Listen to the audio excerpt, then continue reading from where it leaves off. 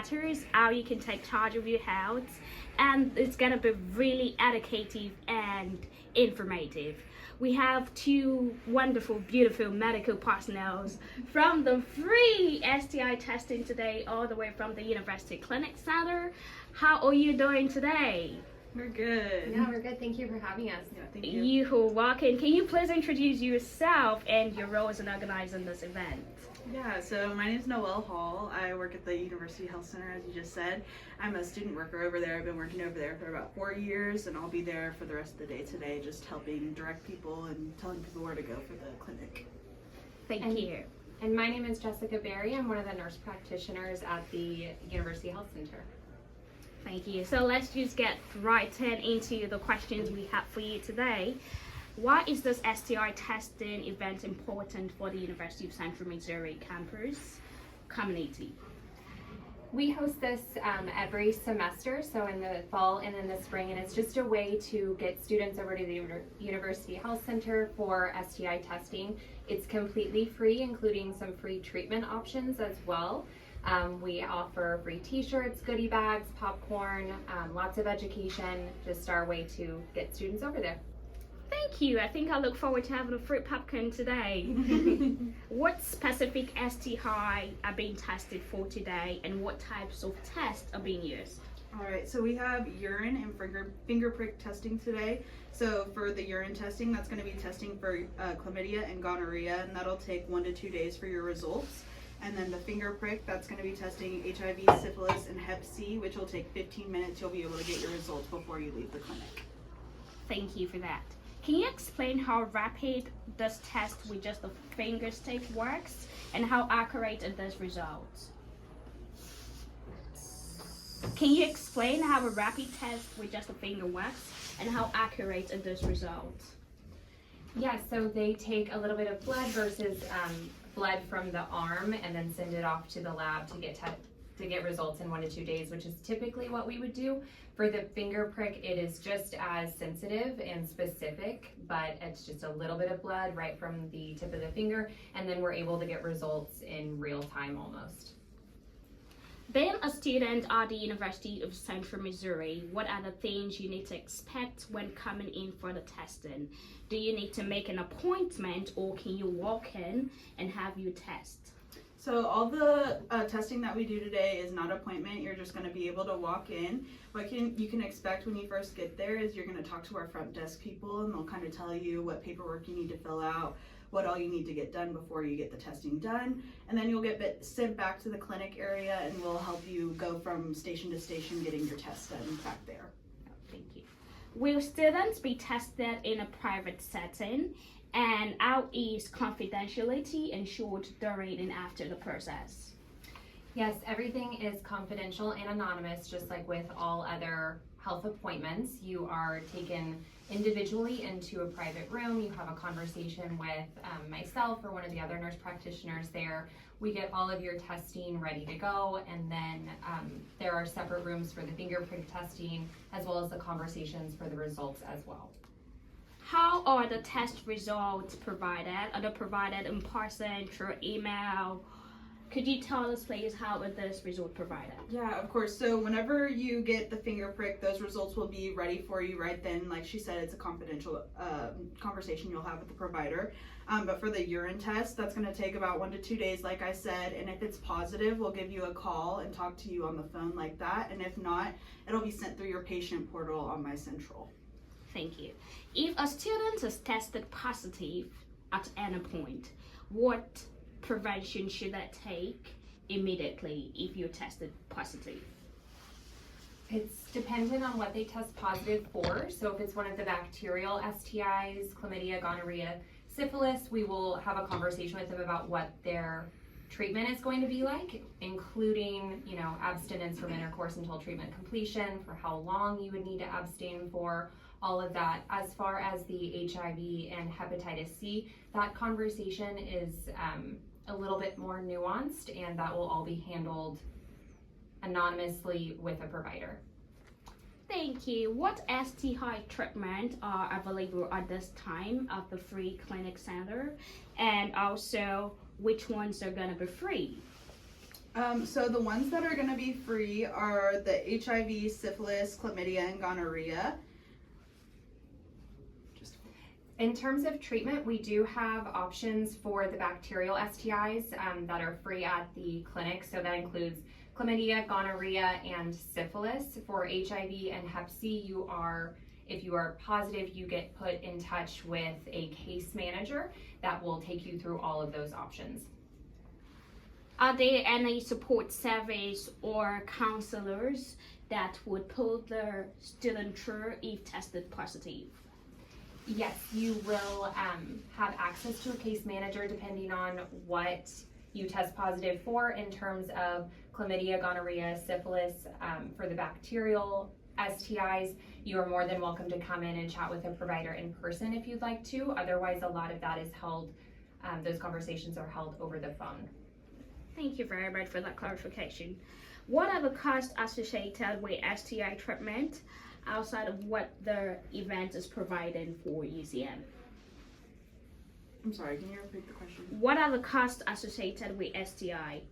The cost you are going to be putting in this event if the student want to get tested apart from the STIs, what costs does it come with? Does it come free? The only cost would be for the treatment if you are positive, and the treatments that cost money are HIV and Hep C. Okay. So what are the common myths and the facts about STI, gonorrhea, syphilis? What are the myths that you think we need to know? I think the biggest one is that a lot of people have no symptoms. You can have an STI and have no idea that you have it. Some people are asymptomatic and just carriers, and they can pass it on to other partners. So just because you don't show symptoms doesn't mean that you don't have something. And then there's a lot of different things out there about STIs that I think people see and they think, oh, that'll never happen to me, but it does. So getting tested fairly routinely is very, very, very recommended. Thank you. How long do you think STI can stay in one's body without getting noticed? Well, it depends on which one it is, and then it also depends on that patient's gender. So for people who have a vagina, not a very long time, unfortunately. For people who have a penis, it can last for quite a while without having any symptoms. You may never have any symptoms at all. So when you say quite a while for the penis, are you saying 3 months, 2 months, or? It really just depends on what it is. Some people with a penis can be carriers of bacterial STIs for years and show no symptoms. A lot of times they find out because a partner with a vagina has symptoms, and then they notify them. During the process of the STI testing, many students may feel nervous, embarrassed. They don't feel comfortable. What do you say to them, and how do you encourage them? I just tell them that it's very normal and not to be nervous, because a lot more people have had STIs or had STI scares than they would think. It is a very taboo topic to talk about in everyday life now, but I don't think it should be. Me having worked at the health center for 4 years, a lot more people than you would think have had STI scares. Ooh, I think everyone needs to get tested. Yes, I think so too. Thank you. If someone wants additional testing, apart from the one you're offering today, where can they go to? Yeah, so they can always come to the health center. We always have STI testing there for everything that we'll have today.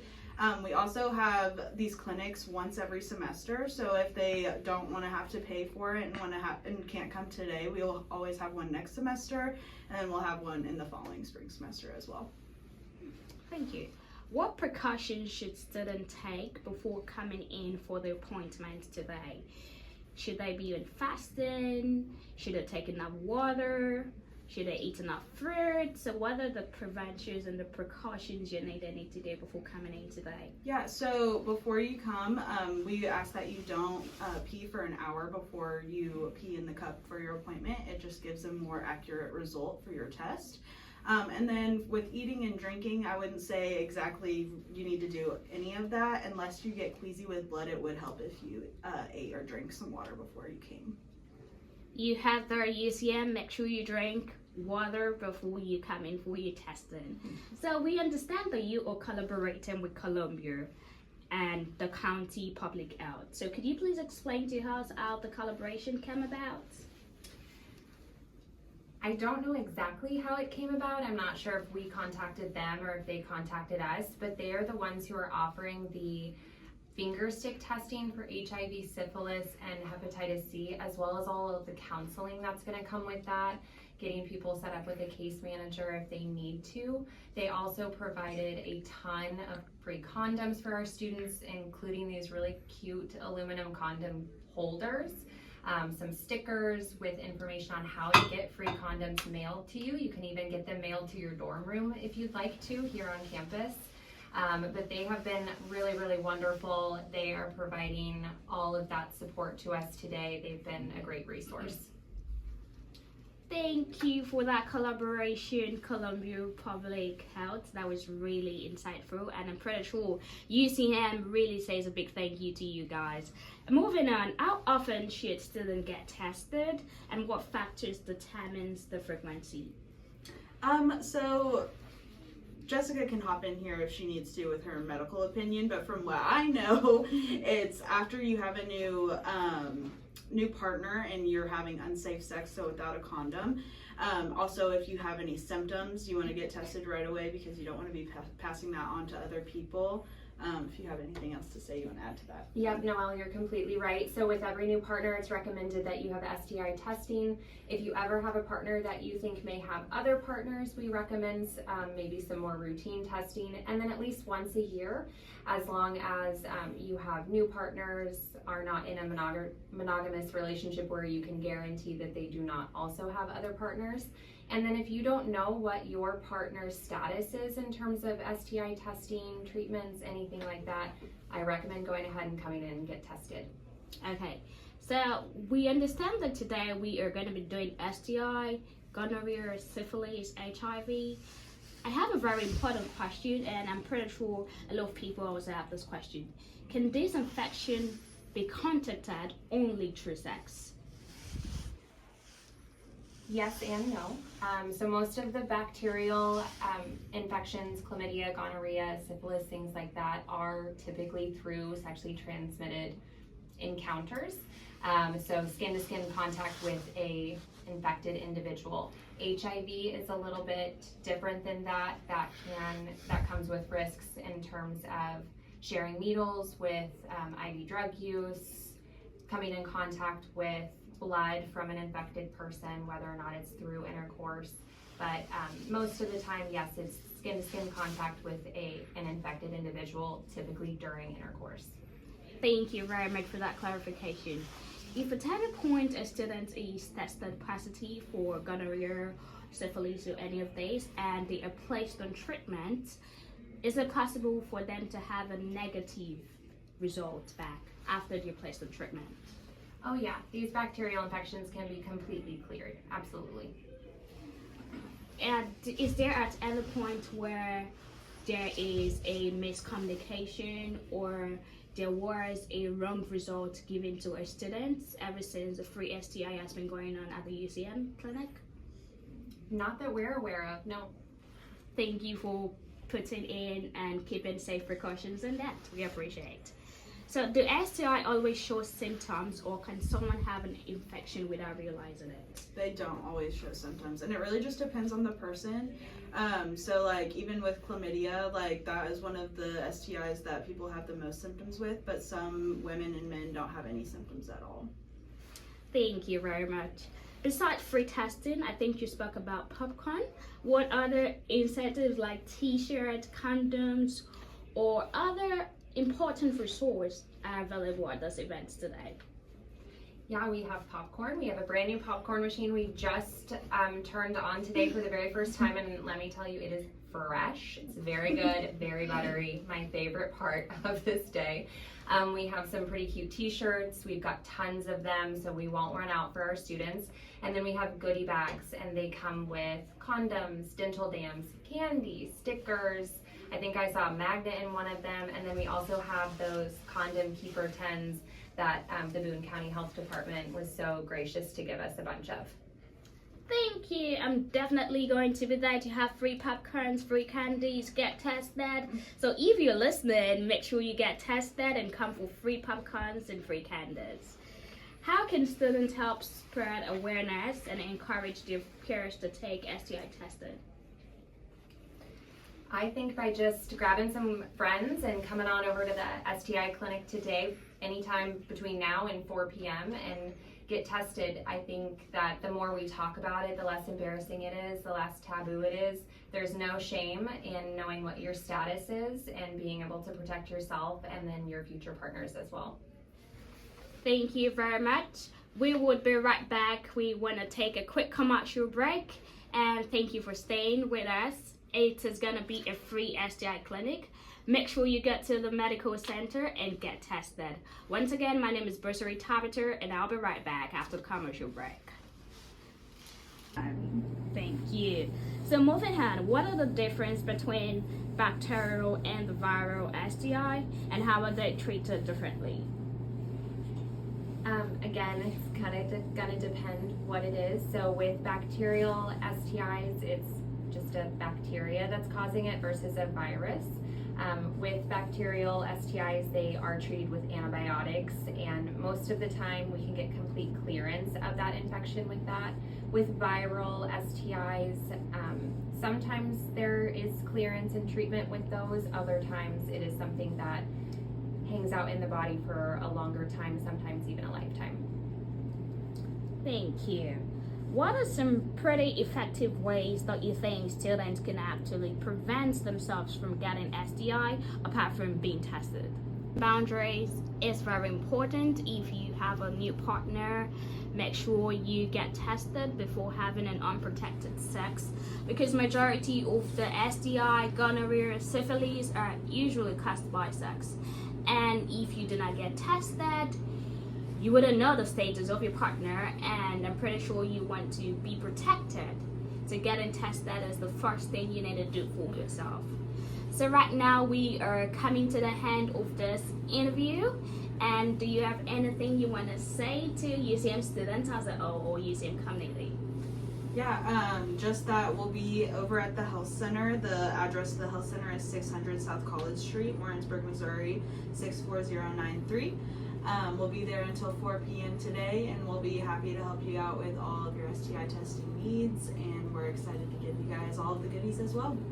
Thank you. One more important question. Apart from the free STI that you're having today, can students swing in tomorrow and get a free STI tomorrow?